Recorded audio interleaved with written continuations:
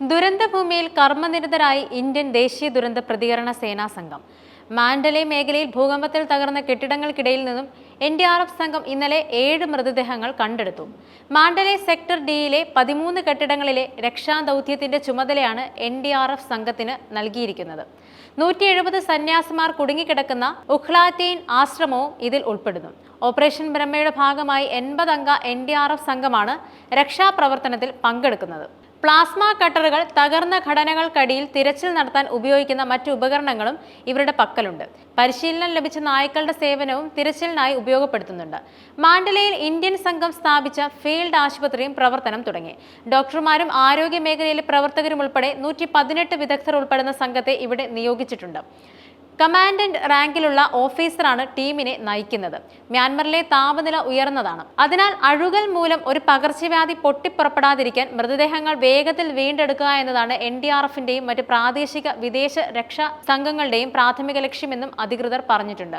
2015 നേപ്പാൾ ഭൂകമ്പത്തിലും 2023 തുർക്കിയിലെ ഭൂകമ്പത്തിലും ഇന്ത്യ മുമ്പ് 2 തവണ വിദേശത്ത് NDRFനെ വിന്യസിച്ചിരുന്നു. 40 ടൺ മാനുഷിക സഹായവുമായി 2 ഇന്ത്യൻ നാവികസേനാ കപ്പലുകളായ INS സത്പുരയും INS സാവിത്രിയും യാങ്കോൺ തുറമുഖത്ത് എത്തിയിട്ടുണ്ട്. കെട്ടിടാവശിഷ്ടങ്ങൾക്കിടയിൽ 60 മണിക്കൂർ കുടുങ്ങിക്കിടന്ന സ്ത്രീയെ ഇന്നലെ ജീവനോടെ പുറത്തെത്തിക്കാൻ കഴിഞ്ഞത് രക്ഷാപ്രവർത്തനത്തിലെ തിളക്കമേറിയ അധ്യായവുമായി. ചൈനയിൽ നിന്നും റഷ്യയിൽ നിന്നും എത്തിയ സംഘം 5 മണിക്കൂർ നീണ്ടുനിന്ന തിരച്ചിലിനൊടുവിലാണ് ഇവരെ രക്ഷിച്ചത്. ഏറെ അവശനിലയിലായിരുന്നു ഇവരെന്നും ആശുപത്രിയിലേക്ക് മാറ്റിയതായും രക്ഷാസംഘം അറിയിച്ചു. ഭൂചലനത്തിൽ തകർന്ന ബഹുനില കെട്ടിടത്തിൽ അനധികൃതമായി കടന്ന് രേഖകൾ മോഷ്ടിക്കാൻ ശ്രമിച്ച ചൈനീസ് പൗരന്മാർ പിടിയിലായി. തായ്ലൻഡിന്റെ സ്റ്റേറ്റ് ഓഡിറ്റ് ഓഫീസ് കെട്ടിടമാണ് നിർമ്മാണത്തിലിരിക്കെ തകർന്നു വീണത്.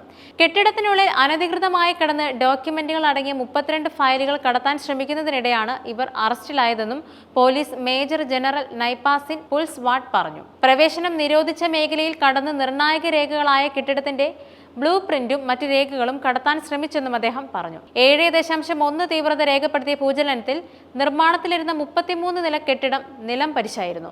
തുടർന്ന് ഈ മേഖല ദുരന്തബാധിതമായി പ്രഖ്യാപിക്കുകയും പ്രവേശനം നിരോധിക്കുകയും ചെയ്തു. അനുമതിയില്ലാതെയാണ് ചൈനീസ് പൗരന്മാർ ഇവിടെ പ്രവേശിച്ചത്. രേഖകൾ കടത്താൻ ശ്രമിക്കുന്നത് കണ്ട പ്രദേശവാസികളാണ് പോലീസിനെ വിവരമറിയിച്ചത്.